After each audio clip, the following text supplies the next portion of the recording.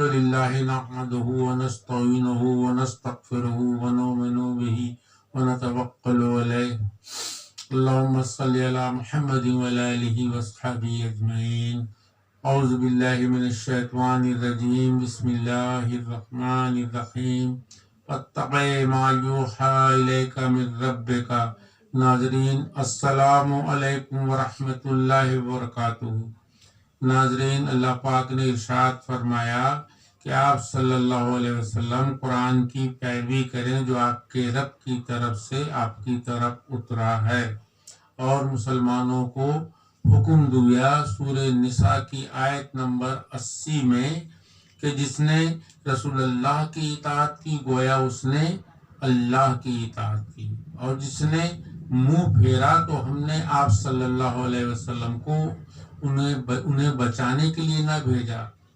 اور سورہ مائدہ کی آیت نمبر 99 میں اللہ نے صاف ارشاد فرما دیا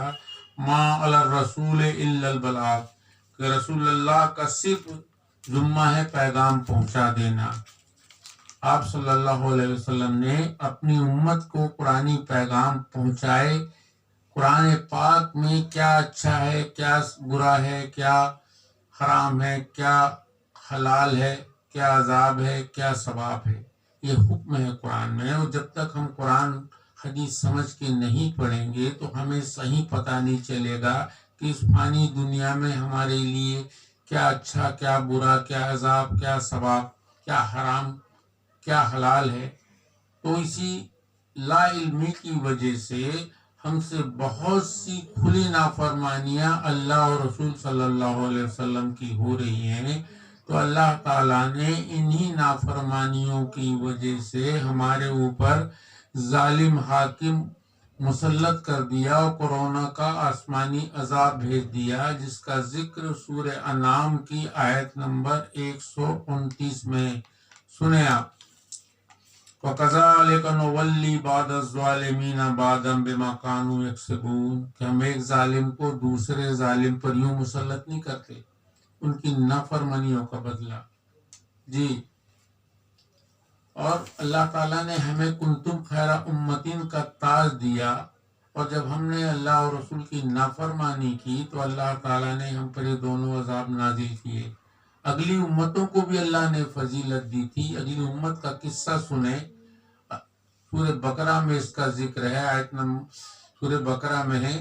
کہ یہ بنی اسرائیل یاد کرو میری اس نعمت کو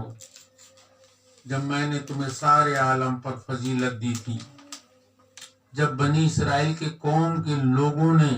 اپنے پیغمبر کی نافرمانی کی تو اللہ تعالیٰ نے ان پر عذاب نازل کیا، جس کا قرآن پاک میں ذکر یوں ہے وَضُرِبَتْ عَلَيْهِمُ الذِّلَّةُ وَالْمَسْكَنَةُ، کہ اللہ تعالیٰ نے ان پر ذلت مسلط کر دی، ناداری کر دی، اور اللہ کا غضب گرا ان پر اللہ تعالیٰ نے ظالم حاکم فرعون کو مسلط کر دیا تھا۔ جی، وہ فرعون لڑکوں کو ذبح کرتا، لڑکیوں کو زندہ رکھتا تھا، اور اسی بنی اسرائیل کے قوم کے لوگوں کو دھتکارے ہوئے بندر بنا دیا گیا، نافرمانی کے بدلے سور بنا دیا گیا، اور شیطان کے پجاری بنا دیا، صرف نافرمانی کی وجہ سے، پیغمبر علیہ السلام کی ناہی کرنے کی وجہ سے ایسا ہوا۔ آج ہم بھی کھلی نافرمانی کر رہے ہیں،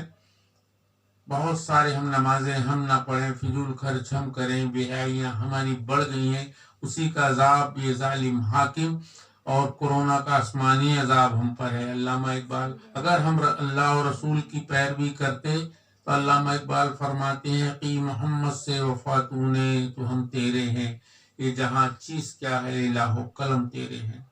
اگر ہم اللہ اور رسول کی فرمانبرداری کرنے لگیں پھر ہماری تقدیر کے فیصلے نریندر مودی اور واشنگٹن میں نہیں ہوں گے، اللہ ہمیں لوح بھی دے دے گا اور قلم بھی دے دے گا، اور بولے گا لکھ لے بندے، جس طرح تجھے اپنی تقدیر لکھنا ہے۔